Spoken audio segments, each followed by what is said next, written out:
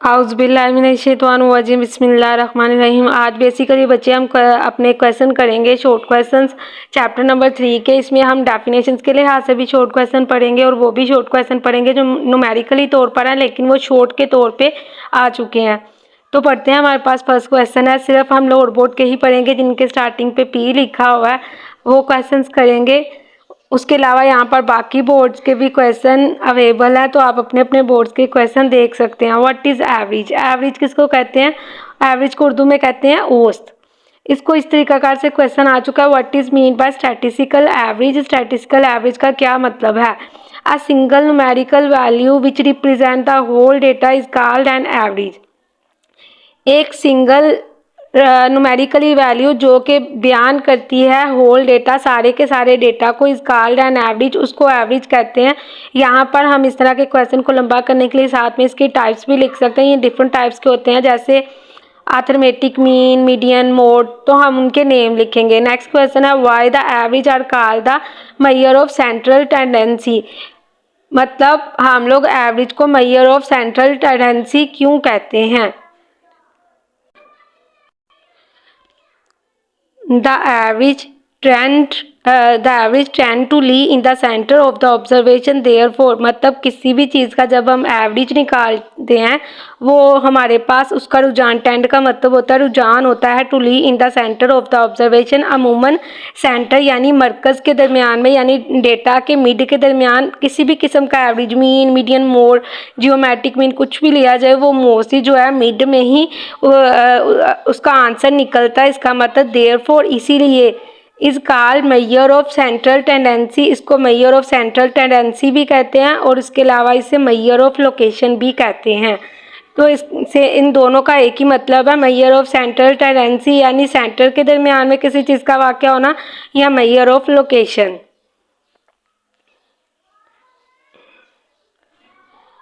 Next हमारे पास question है, define arithmetic mean. Arithmetic mean का मतलब क्या होता है कि सम ऑफ वैल्यूज़ और उसको डिवाइड करना नंबर ऑफ वैल्यूज़ पे।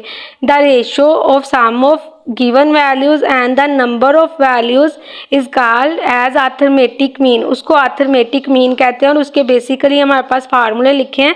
ये चीज़ें बच्चे हमें बहुत अच्छे से आनी चाहिए क्योंकि ये हमारे लॉन्ग का भी हिस्सा है। डायरेक्ट मेथड की बात की जाए तो हमारे पास दो तरह के होते हैं, एक होता है ग्रुप डेटा, दूसरा होता है अनग्रुप डेटा। अनग्रुप डेटा वो होता है सिंपल देखा जाए तो जिसके अंदर एफ नहीं होता। यहाँ नोटिस किया जाए तो ग्रुप में एफ मौजूद है, इसीलिए हमारे पास यहाँ पर फार्मूले चेंज है। अब इनमें भी आगे से तीन हमारे पास मेथड है, डायरेक्ट मेथड है, इनडायरेक्ट को शॉर्टकट मेथड भी कहते हैं, और उसके अलावा हमारे पास जो कोडिंग को स्टेप डेविएशन मेथड भी कहते हैं। और यहाँ पर जो समेशन एक्स लिखा है मतलब एक्स की वैल्यूज़ को प्लस करना और उनके नंबर एन मतलब उनके नंबर पे डिवाइड करना। अब यहाँ डी लिखा है, डी का मतलब होता है एक्स माइनस ए, मतलब ए का मतलब होता है ज्यूम करना यानी फ़र्ज़ करना, यानी जो रकम हम फ़र्ज़ करेंगे वो तब्दील नहीं होगी और वो भी हम एक्स में से ही कोई रकम लेंगे लेकिन वो चेंज नहीं होगी, बार बार हम उसे चेंज नहीं करेंगे। अब दूसरी तरफ यहाँ लिखा हुआ है समेशन यू, तो ये हमारे पास स्टेप डेविएशन में यूज़ होता है और स्टेप डेविएशन में हमारे पास फार्मूला इसका होता है u is equal to x minus a divided by h, h को c भी कहते हैं। अब हम यहाँ पे बात करें तो हमारे पास जो है a मतलब वही चीज़ जो हमने x में से अज्यूम किया रकम, और h का बेसिकली मतलब होता है x के दरमियान का फ़र्क। तो अगर हम यहाँ पे कहें कि हमने u यानी स्टेप डेविएशन का फार्मूला लगाना है, इसका मतलब हमें पता होना चाहिए u में u is equal to x minus a divided by h, इसका मतलब यहाँ h आएगा और इसके साइड की तरफ a आएगा। अब यहाँ d की बात की जाए तो इसमें सिर्फ हमारे पास क्या है, d is equal to x minus A, इसका मतलब हम यहाँ पर a लिखेंगे इस तरीकाकार से। ये हमारे पास अन ग्रुप का है, ये ग्रुप का है क्योंकि इसमें f मौजूद है और इनके तीन तीन फार्मूले हमें बेसिकली दोनों नेम भी इनके पता होने चाहिए। इस तरीकाकार से हम डेफिनेशन के साथ कोई भी एक एक फार्मूला लिख सकते हैं अनग्रुप का और ग्रुप का। नेक्स्ट हमारे पास क्वेश्चन है, any three characteristics of good average, किसी भी गुड एवरेज की क्या क्या खसूसियात होती हैं। पहली बात, वो इजीली कैलकुलेट किया जा सके, मतलब हम किसको कहेंगे ये अच्छा एवरेज है। इजीली अंडरस्टैंडिंग मतलब उसे आसानी से समझा जा सके। उसके अलावा बेस्ड ऑन ऑल वैल्यूज़ या नॉर्मल वैल्यूज़, ये बेस करता है नॉर्मल वैल्यूज़ पे, यानी क्वेश्चन में से जो वैल्यू लिखी होती हैं उन पे। दूसरी तरफ देखा जाए तो अगर वो एक्सट्रीम वैल्यू हो, इसका मतलब है ये गुड एवरेज की क्वालिटी नहीं है। ये बात बच्चे माइंड में रखिएगा, ये इस तरह के बहुत एमसीक्यूज आते हैं। तो गुड एवरेज वो है जो इजीली कैलकुलेट किया जा सके, उसको समझा जा सके, अंडरस्टैंडिंग की जा सके। उसके अलावा वो नॉर्मल वैल्यू पे बेस करती हो, ना कि एक्सट्रीमली वैल्यू पे बेस करती हो। तो नेक्स्ट है हमारे पास merits of arithmetic mean. Merits को हम लोग एडवांटेजेस भी कहते हैं, यानी फ़ायदे, उसके अलावा इम्पोर्टेंस भी कहते हैं। तो अगर हम अर्थमेटिक मीन निकाल रहे हैं, उसकी क्या क्या खसूसियात, उसके क्या फ़ायदे हैं। It can be easily calculated, it can be easily understood, इसको आसानी से समझा जा सकता है। It is useful for performing statistical treatment, इस पर स्टैटिस्टिकल ट्रीटमेंट किया जा सकता है। It is based on all observation, ये सारी ऑब्जर्वेशन पे डिपेंड करता है। It's graphic location is easy, तो इसकी ग्राफिक जो लोकेशन है वो बहुत आसानी से समझी जा सकती है। हम लोग अर्थमेटिक मीन को क्वांटिटेटिव एवरेज भी कह सकते हैं। क्वांटिटेटिव का मतलब होता है मिकदारी, यानी यहाँ पर हम मिकदारी तौर पर मालूमात को निकालते हैं।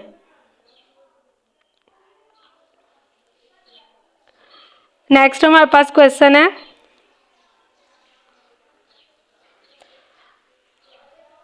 Demerits of arithmetic mean. Demerits को डिसएडवांटेजेस यानी नुकसानात भी कहते हैं। अब सबसे बड़ा इसका नुकसान जो एमसीक्यूज में मोस्टली आता है, अफेक्टेड बाय एक्सट्रीम वैल्यू। हमने पीछे बात की थी कि गुड क्वालिटी जो होती है किसी भी एवरेज की, वो ये होती है वो बेस्ड ऑन ऑल ऑब्जर्वेशन पे बेस करे, लेकिन इसने लिखा हुआ है अफेक्टेड बाय एक्सट्रीम वैल्यू। तो इसका मतलब ये इसका एक बहुत बड़ा नुकसान है जो एमसीक्यूज में आया होता है।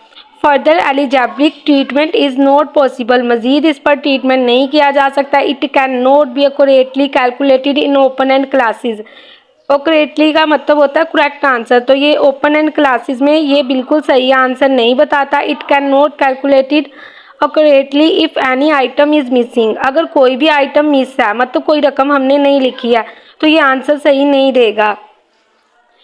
It is not rigidly defined, मतलब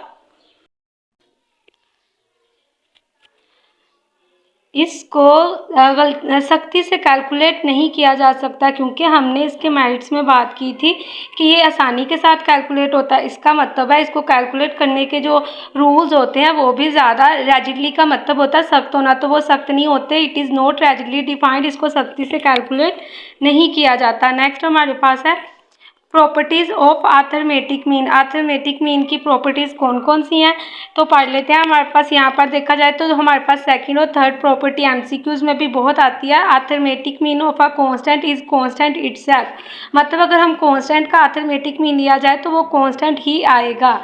उसके बाद है the sum of deviation taken from arithmetic mean, अगर डेविएशन ली जाए अर्थमेटिक मीन से, is always equal to zero, हमेशा ज़ीरो के इक्वल आती है। जैसा कि हमारे पास फार्मूले में लिखा हुआ है, ये हमारे पास एन ग्रुप का है, ये हमारे पास ग्रुप का है। उसके अलावा the sum of square deviation, ऊपर पढ़ा था हमने सम ऑफ डेविएशन, नीचे है स्केयर डेविएशन।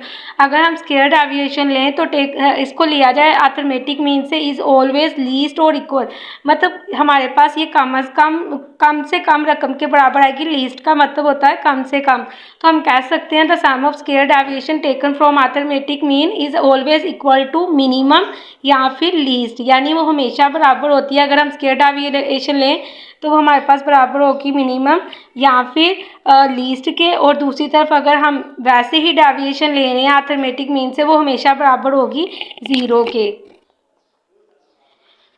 नेक्स्ट हमारे पास क्वेश्चन है मोड।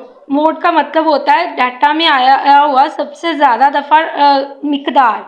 तो यहाँ देखा जाए द मोस्ट रिपीटेड और common value of the data is called mode, यानी जो सबसे ज़्यादा दफ़ा हमारे पास डेटा के अंदर वैल्यू लिखी होगी उसे कहेंगे मोड।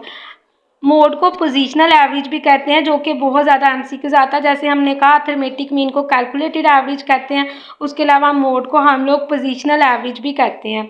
तो मोड की अगर बात की जाए कि बच्चे किसी भी हवाले से हम मतलब कोई भी हम लोग एवरेज निकाल रहे हैं, मीन, मीडियन या मोड। अब इसमें हमेशा 3 तरह के क्वेश्चन होते हैं। एक हमारे पास होता है ग्रुप का, दूसरा होता है अनग्रुप का। अनग्रुप के अंदर भी बेसिकली 2 टाइप होती हैं। एक हमारे पास होती है डिस्क्रीट और दूसरी हमारे पास होती है कंटिन्यूस।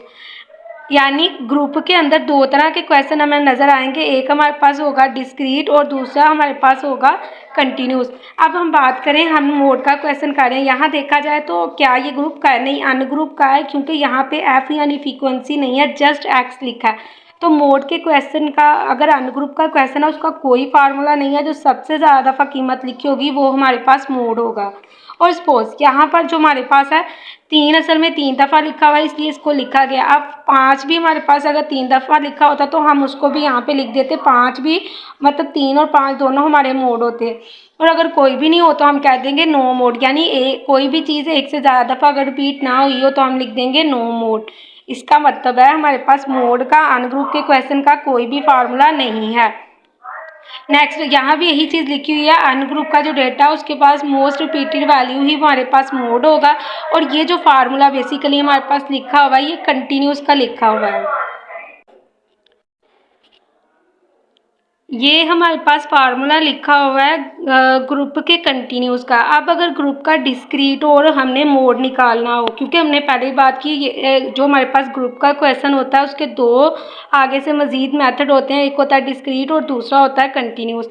तो डिस्क्रीट का अगर हमारे पास क्वेश्चन आया हो, हम कैसे करेंगे? जिसकी फ्रिक्वेंसी सबसे ज़्यादा होगी उसी के एक्स मतलब क्लास की तरफ जाएंगे और वही हमारा मोड होगा। और दूसरी तरफ अनग्रुप का कोई फार्मूला नहीं, जो रिपीट हो रहा है वही हमारे पास जो है मोड है। लेकिन अगर वो डिस्क्रीट का क्वेश्चन है जिसकी फ्रीक्वेंसी सबसे ज़्यादा है, यानी ग्रुप का डिस्क्रीट है, तो फिर हम उसी की क्लास की तरफ जाएंगे, वो हमारे पास जो होगी होगा मोड होगा।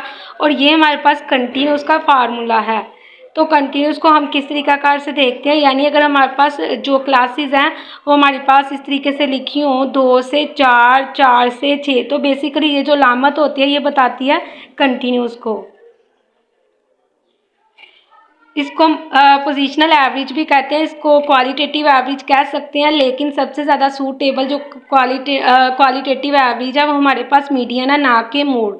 तो मोस्ट सूटेबल जो होता है वो हमारे पास मीडियन होता है। नेक्स्ट हम देखते हैं, हमारे पास है मीडियन।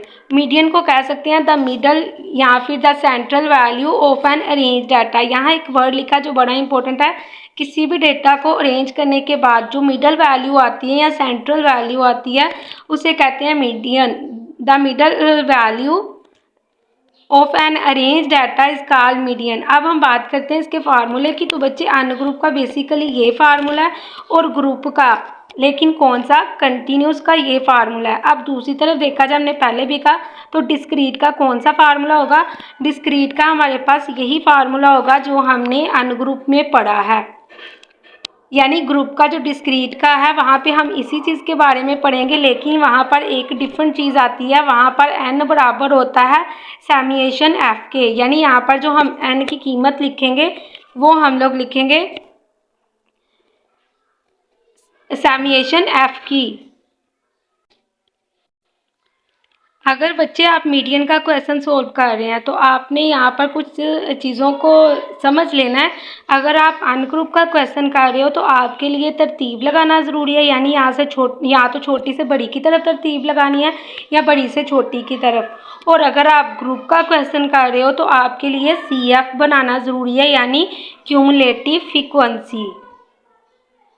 तो हमारी ग्रुप के अंदर CF बनाना ज़रूरी है।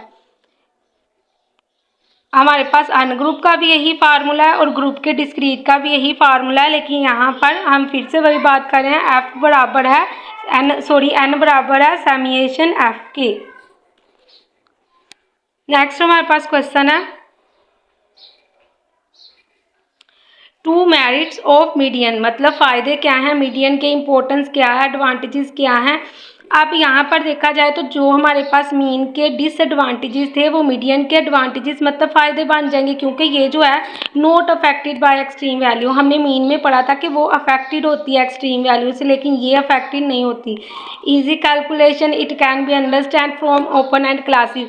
तो बच्चे बात की जाए तो यहाँ पर बेसिकली हुआ कि हमारे पास जो दोनों ओपन एंड क्लासेस वाला और not affected by extreme value, ये बेसिकली हमारे मीन के डिसएडवांटेजेस थे जो मीडियन के एडवांटेजेस बन चुके हैं, क्योंकि यहाँ पर जो चीज़ें उनके अंदर होती हैं इनके अंदर नहीं होती, ये वो अफेक्ट होता था, ये अफेक्ट नहीं होता और उसको आसानी से कैलकुलेट नहीं किया जाता था ओपन एंड क्लासेस में, लेकिन इसको किया जाता है। उसके अलावा हमारे पास नेक्स्ट है हमारे पास merits. It is simple to understand, इसको समझना आसान है। नेक्स्ट है हमारे पास डिसएडवांटेजेस ऑफ मीडियन। डिसएडवांटेजेस क्या लिखे हुए हैं हमारे पास, it is based on all values, ये सारी वैल्यूज़ पे बेस करता है। It needs a range of data, ये यहाँ पर ज़रूरत होती है डाटा को रेंज करने की।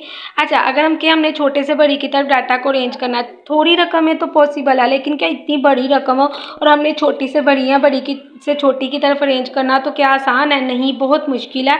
इसलिए ये एक डिसएडवांटेजेस है। इट इज़ नॉट कैपेबल, ये काबिल नहीं होता फॉर फर्दर मैथमेटिकली ट्रीटमेंट, इस पर मज़ीद मैथमेटिकली ट्रीटमेंट नहीं किया जा सकता।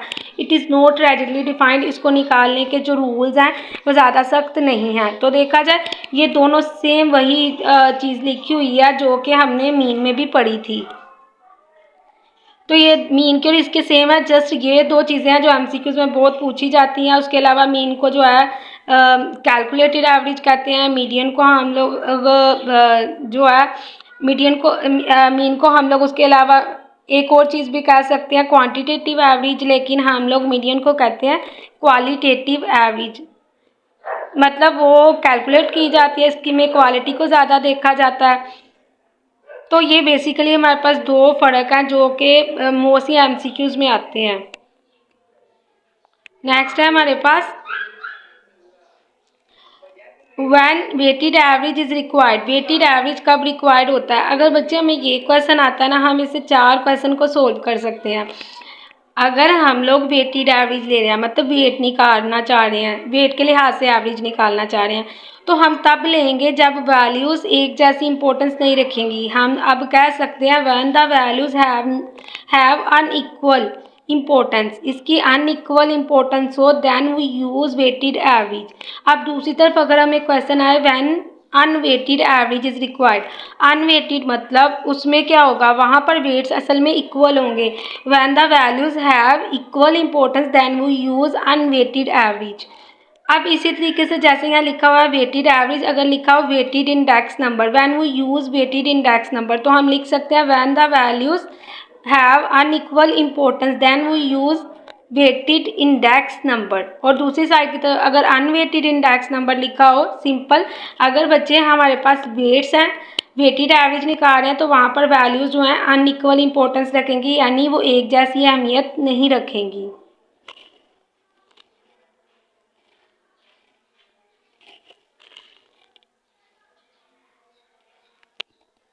नेक्स्ट हमारे पास क्वेश्चन है। नेक्स्ट क्वेश्चन करने से पहले आप सबसे एक छोटी सी रिक्वेस्ट है, मेरे कुछ कुलीग्स हैं जो कि यतीम खाना खोलने के बहुत ख्वाहिशमंद हैं, उसके लिए फंड इकट्ठा कर रहे हैं। अगर आप नेकी किस काम में अपनी कंट्रीब्यूशन करना चाहते हैं तो नीचे डिस्क्रिप्शन में जो नंबर दिया गया उस पर जायज़ कैश करवा सकते हैं, या कोई भी कंट्रीब्यूशन करना चाहता है आप उन्हें ये कॉन्टैक्ट नंबर दे सकते हैं। इंशाल्लाह आपकी दी हुई रकम किसी भी गलत मकसद के लिए इस्तेमाल नहीं होगी। चैनल को सब्सक्राइब करना और वीडियो को लाइक करना नहीं भूलना, ताकि मुझे इससे मोटिवेशन मिलती रहे। तो स्टार्ट करते हैं। नेक्स्ट हमारे पास कुछ पास पेपर से भी क्वेश्चन देख लेते हैं। क्या लिखा हुआ है, describe any 4 characteristics of arithmetic mean. Arithmetic mean मतलब एम की बात की जा रही है, तो अगर हम कहें कि हम उसकी खसूसियात, उसमें कैरेक्टरिस्टिक्स क्या हैं, अब हम यहाँ पर उसकी जो है एडवांटेजेस और डिसएडवांटेजेस दोनों को इकट्ठा करके भी लिख सकते हैं। It is simple to understand, easy to calculate, जो हमने ऑलरेडी पढ़ा था। उसके अलावा it is finite in every case, हमेशा ये गिना जा सकता है। अगर हमें कहा जाए हमने एवरेज निकालना, हम प्लस करेंगे मिकदारों को और उनकी तादाद पे तकसीम कर देंगे, इसका मतलब वो गिनी जा सकती हैं मिकदारें। It is greatly affected by extreme value, जो हमने इसके डिसएडवांटेजेस में भी पढ़ा था कि ये अफेक्टेड होती है एक्सट्रीम वैल्यू से। उसके अलावा it can not calculated for qualitative data, ये क्वालिटेटिव डाटा को बयान नहीं करती क्योंकि क्वालिटेटिव एवरेज असल में होता है मीडियन। सबसे ज़्यादा अच्छा जो क्वालिटेटिव एवरेज होता है वो मीडियन होता है, और क्वांटिटेटिव, क्योंकि हम तो बात करें अर्थमेटिक मीन की, तो ये होता है क्वांटिटेटिव एवरेज।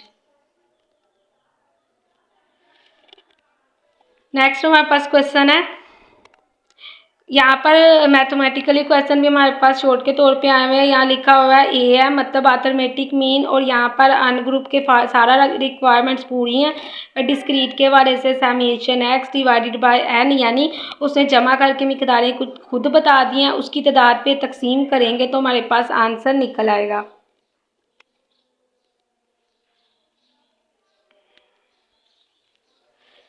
नेक्स्ट हमारे पास क्वेश्चन है, यहाँ भी देखा जाए तो सेम ऐसे ही है। एन यानी नंबर 10 नंबर है और उनकी मिकदारों को जमा किया तो हमारे पास कितनी है 260 है। हम इसी तरीकाकार से यहाँ भी निकाल लेंगे तो हमारे पास मीन का आंसर आ जाएगा।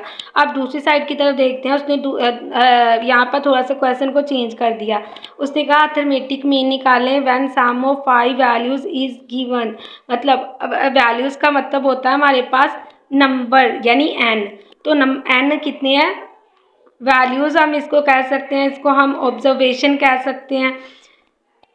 यहाँ पर हमारे पास है 5 और उसका जो सम किया उसने कहा अर्थमेटिक मीन व्हेन सम, मतलब उसका जो सम आया हुआ है समेशन एक्स आया हुआ है वो आंसर इज इक्वल है, मतलब क्या है 60 है।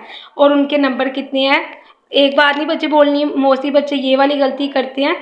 असल में जो सम किया है वो 5 नहीं है बल्कि इज मतलब वो 60 है, और जो 5 है वो वैल्यूज़ है यानी वो मिकदारें कितनी हैं 5 हैं। तो इस तरीकाकार से हम डिवाइड करेंगे आंसर आ जाएगा। नेक्स्ट है थोड़ा सा 10 फ्रीक्वेंसी डिस्ट्रीब्यूशन, यहाँ भी हमने सेम इसी तरीकाकार से क्वेश्चन करना है, लेकिन यहाँ पर हमारे पास ग्रुप का क्वेश्चन है summation F x divided by summation F. तो यहाँ पर तो समेशन एफ नहीं बल्कि एन लिखा हुआ है, वैसे ये मिस्टेक हुई है। हाँ ठीक है, एन हमारे पास समेशन एफ के बराबर होता है, लेकिन ये क्वेश्चन ये ऐसा तब होता है जब वो मीन में नहीं होता बल्कि वो मीडियन में होता है। जैसे मैंने पीछे भी बताया मीडियन का जो ग्रुप का डिस्क्रीट का क्वेश्चन होता है वहाँ पे n is equal to summation f के, यानी ये इसके बराबर होता है लेकिन ये मीडियन में होता है। अब हमें बाई चांस ऐसा क्वेश्चन दिया गया है तो हमें अच्छे से पता होना चाहिए summation F x divided by summation f के बराबर होता है। हम यहाँ पर फर्ज कर लेंगे समेशन एफ बराबर है एन के ही, और हम इस तरीकाकार से ये जमा की हुई हैं मिकदारें, इसको इस पर डिवाइड कर देंगे तो आंसर आ जाएगा। नेक्स्ट हमारे पास उसने कहा मीन निकालें, तो उसने सिर्फ कीमतें बताई हैं, ये सारी कीमतों को हम जमा कर लेंगे और इनकी तादाद कितनी है 5, उस पर तकसीम कर देंगे। अन ग्रुप का फार्मूला लगाएंगे क्योंकि यहाँ पर एफ मौजूद नहीं है तो आंसर आ जाएगा। उसके बाद हमारे पास क्वेश्चन है, उसने हमें क्वेश्चन का कुछ डाटा दिया हुआ है, यहाँ पर लिखा हुआ है सम ऑफ डेविएशन। तो अगर हमें इसका फार्मूला आता है सबसे पहले फार्मूला पुट करेंगे sum of deviation divided by N plus A suppose की हुई रकम। तो यहाँ देखा जाए एन हमारे पास 50 है। अब हमने देखना है कि ए कौन सी रकम है, तो हमें पता होना चाहिए D is equal to x minus A. इसका मतलब है ये जो 4 लिखा हुआ ये ए है। मोस्टली बच्चे यहाँ पर गलती ये करते हैं, ये जो ए की रकम है 4 इसके साथ माइनस लिखा हुआ है, बच्चे ये माइनस लिखने यहाँ बैठ जाते हैं। ऐसा नहीं करना, वो सिर्फ फार्मूले का माइनस लिखा हुआ है। तो हमने जस्ट यहाँ पे 4 पुट किया, डिवाइड किया और प्लस ए से कर दिया तो आंसर आ जाएगा। नेक्स्ट सेम ऐसा ही क्वेश्चन हमें फिर से आया यहाँ पर। तो देखा जाए इसने कहा है सम ऑफ डेविएशन, मतलब हमारे पास समेशन डी जो है वो हमारे पास इज इक्वल है 25 के। अब मैंने यही बात की कि मोस्टली बच्चे मिड वाली चीज़ों को वहाँ लिखने बैठ जाते हैं, हालांकि ऐसा नहीं है। हमारे पास समेशन डी जो है वो हमारे पास इज इक्वल है 25 के। एन मतलब वैल्यूज़, पहले भी बात की वैल्यूज़ कितनी है 10 वैल्यूज़ है, उस पर डिवाइड कर देंगे और प्लस कर देंगे उसमें 15 जो कि हमारे पास इनडायरेक्ट का अर्थमेटिक मीन निकालने का इनडायरेक्ट और इसको शॉर्टकट मेथड भी कहते हैं।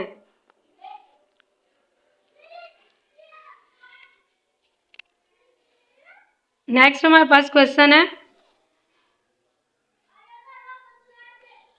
यहाँ पर भी यही चीज़ लिखा है सम ऑफ डेविएशन 15 वैल्यूज़, मतलब जो हमारे पास n है वो 15 रकमें हैं और उनका जो सम है इज इक्वल है 45 के। अब ये मतलब सैमिएशन डी जो है ये तो हो गया 45।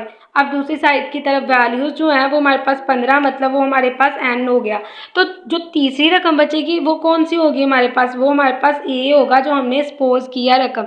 तो यहाँ पर चीज़ों को अलग अलग करना मुश्किल है, बाकी सब आसान है। सम ऑफ डेविएशन हमें फ़ौरन पता चलना चाहिए। यहाँ पर डेविएशन मतलब शॉर्टकट मेथड यूज़ होगा। इंटरैक्ट का ये हमने फार्मूला लगा दिया। अब हमने ढूंढना है सम ऑफ डेविएशन मतलब सिग्मा डी सैमिएशन डी जो है उसका आंसर है 45। डिवाइड कर देंगे हम लोग n पे, वैल्यूज़ पे 15 है और बाकी जो बच गया वो हमारे पास ए सपोज की हुई रकम है जो हमने अज्यूम किया, फ़र्ज़ किया। नेक्स्ट हमारे पास क्वेश्चन है, यहाँ पर उसने हमें फार्मूले की, यहाँ पर ये ग्रुप का क्वेश्चन है और स्टेप डेविएशन यानी कोडिंग मेथड यूज़ किया गया जो कि फार्मूला हमारे पास लिखा हुआ है summation F U divided by summation F multiply H plus ए।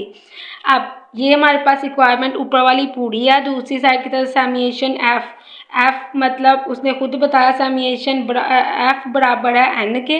तो ये बात नहीं भूलनी, अगर हमें डाटा क्वेश्चन में नहीं बताया एन लिखा है तो इसका मतलब ग्रुप का भी क्वेश्चन है तो हम वहाँ पर सपोज करेंगे सैमिएशन एफ एन के बराबर है। हमने इसी तरीके से 125 पुट कर दिया। अब हमने यहाँ पर देखना है कि हमारे पास एच का आंसर क्या है और ए का आंसर क्या है। तो यहाँ देखते हैं, अब बेसिकली हमारे पास u का फार्मूला होता है x minus a divided by H. अब यहाँ लिखा हुआ है x मतलब इसको इसने अलग किया है तो कैसे करेंगे, u के साथ जो रकम लिखी होगी वो h की लिखी होगी। ये इधर माइनस है तो इसका मतलब a उधर जाके प्लस हो जाएगा।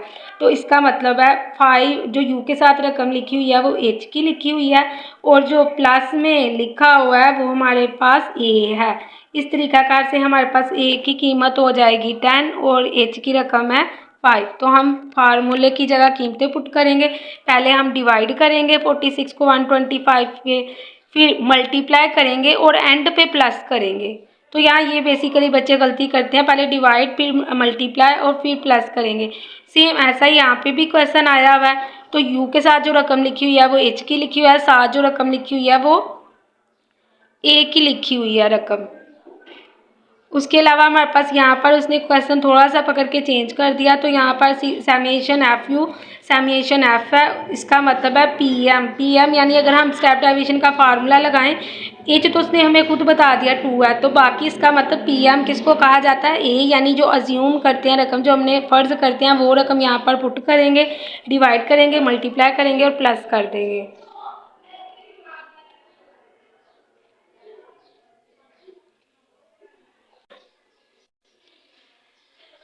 अगेन हमारे पास क्वेश्चन इसी तरीकाकार से रिपीट किया जा रहा है। यहाँ हमारे पास क्वेश्चन लिखा है define the arithmetic mean. Arithmetic mean की डेफिनेशन, वेटेड अर्थमेटिक मीन की डेफिनेशन लिखे तो वेटेड है इसका मतलब वहाँ पर वैल्यूज़ जो हैं अनइक्वल इंपॉर्टेंस रखेंगे। हम यहाँ पर बहुत आसानी से लिख सकते हैं, if the values have unequal importance then we call it weighted index number. हम उसे कहेंगे वेटेड इंडेक्स नंबर। अब दूसरी साइड की तरफ वेटेड एवरेज कब लिया जाता है, यहाँ नोटिस किया जाए तो वेटेड अर्थमेटिक मीन की डेफिनेशन थी और यहाँ कहा जा रहा है इसको इस्तेमाल कब करते हैं। तो सेम वही चीज़ है, बस जब वो कहेगा ना इस्तेमाल कब करते हैं हम कहेंगे कि वी यूज़ इट, मतलब ये जस्ट लास्ट वाली लाइन को लिखेंगे। अब यहाँ पर देखा जाए सेम फर्स्ट वाली लाइन वही होगी, if all the values have unequal importance then we use weighted average.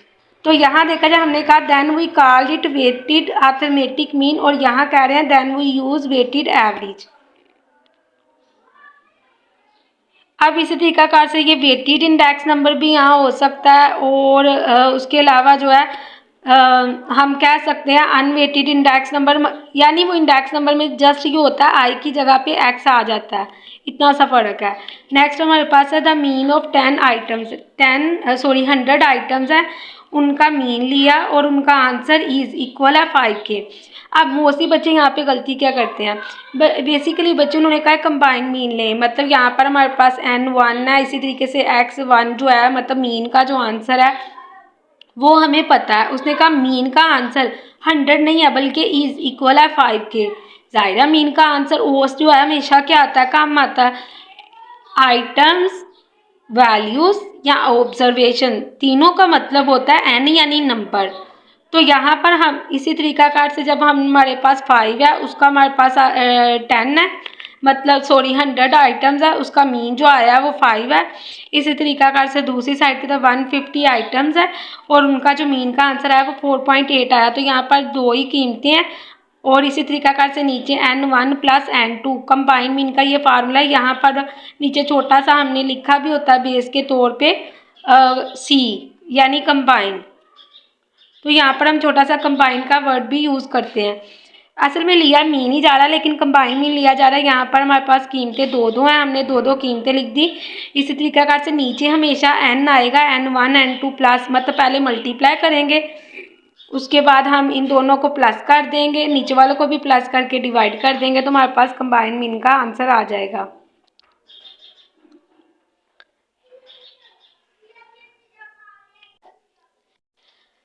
Next हमारे पास यहाँ पर बच्चे मीन का क्वेश्चन स्टार्ट हो गए। मीन में हमने सबसे पहले क्वेश्चन देखा और इसको तरतीब लगा दी छोटे से बड़ी की तरफ।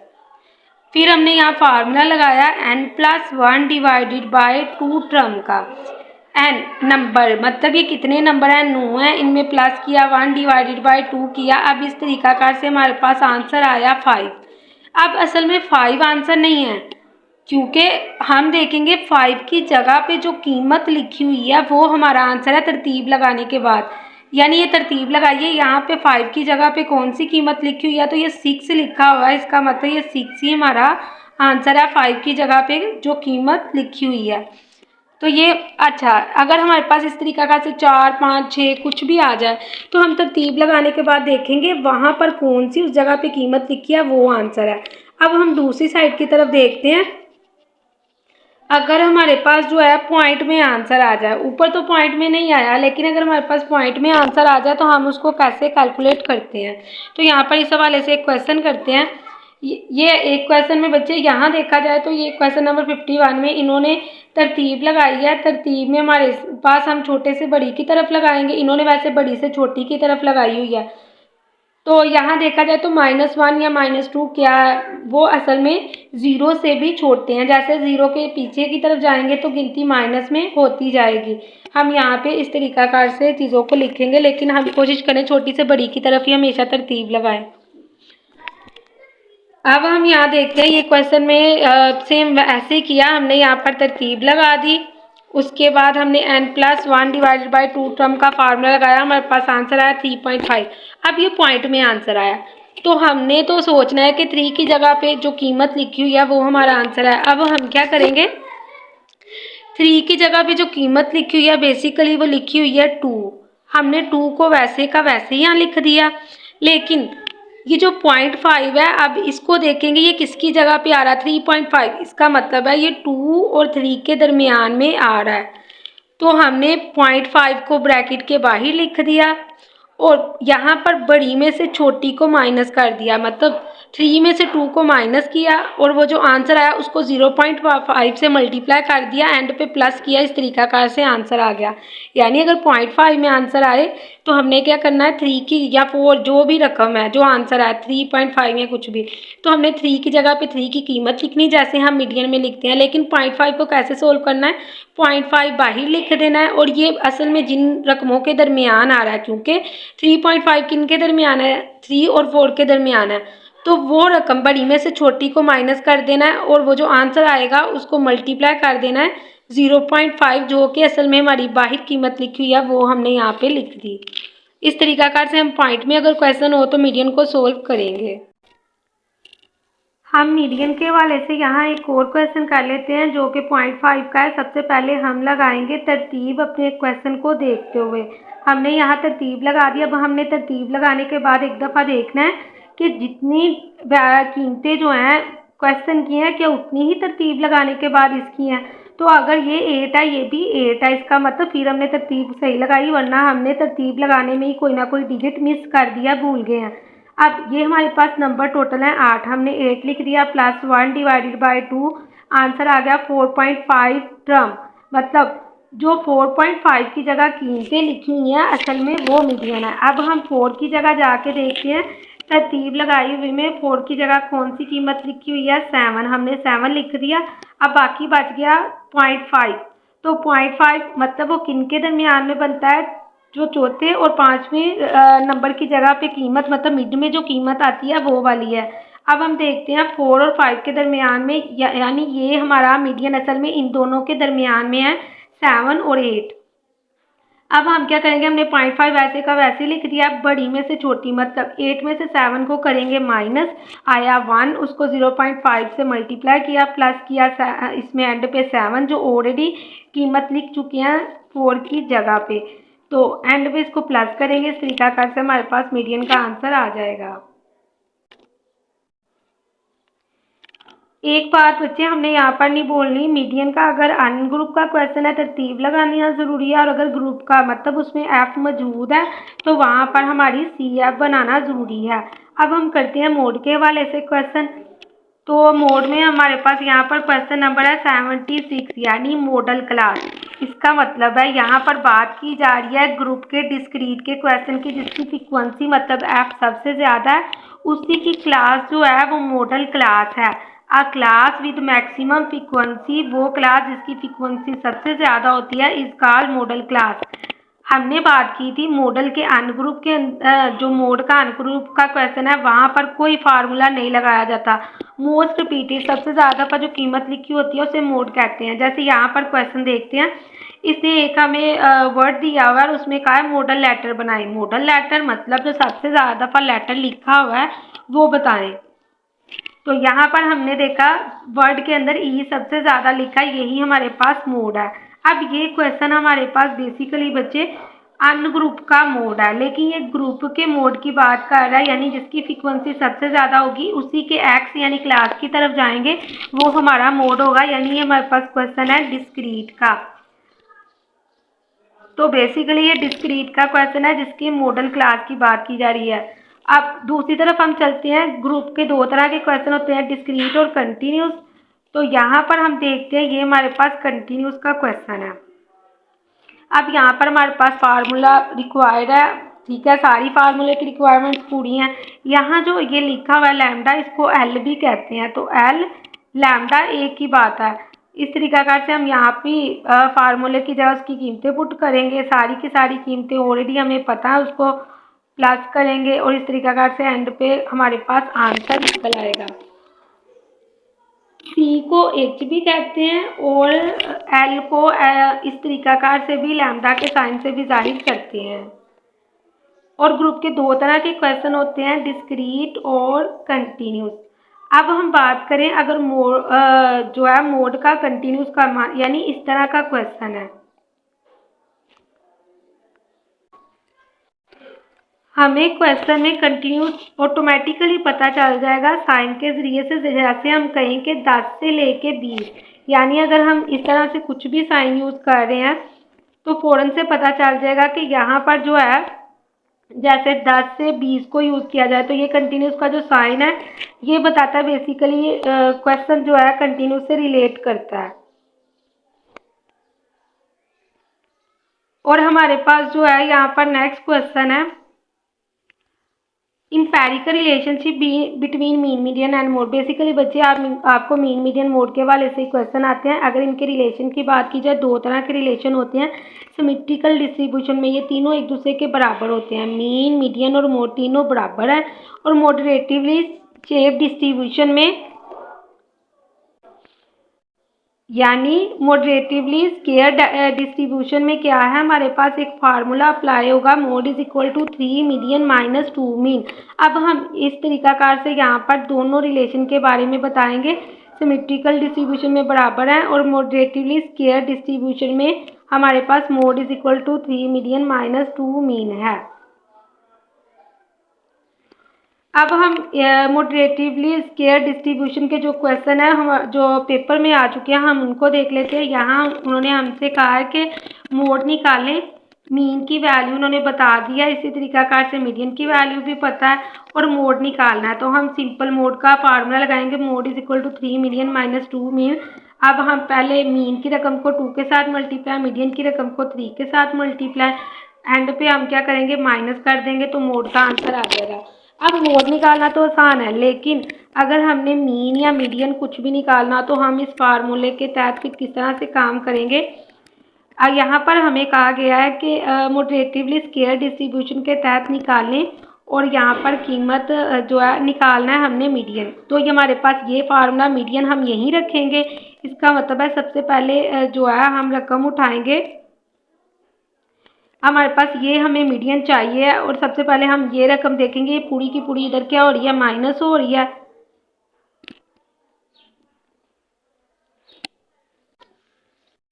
इसका मतलब है ये उस साइड की तरफ जाके प्लस हो जाएगी और जो मीडियन के साथ 3 लिखा हुआ है वो नीचे जाके डिवाइड हो जाएगा। इसका मतलब ये फार्मूला इस तरीकाकार से बन जाएगा, median is equal to mode plus 2 mean divided by 3। असल में हमने इसी फार्मूले से अपने मीडियन को अलग किया है, क्योंकि ये इधर ये जो मीन है ये इधर माइनस है तो उधर जाके ये क्या हो गया प्लस हो गया और 3 मीडियन के साथ मल्टीप्लाई हो रहा है, नीचे जाके डिवाइड हो गया।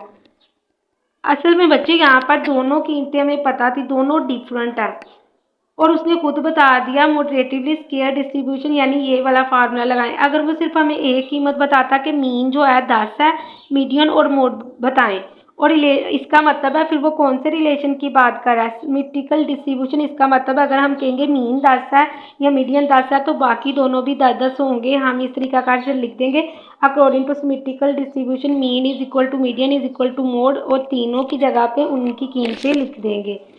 यहाँ भी उसने स्केयर डिस्ट्रीब्यूशन का खुद बता दिया, यहाँ भी हम सेम इसी तरीकाकार से क्वेश्चन को करेंगे।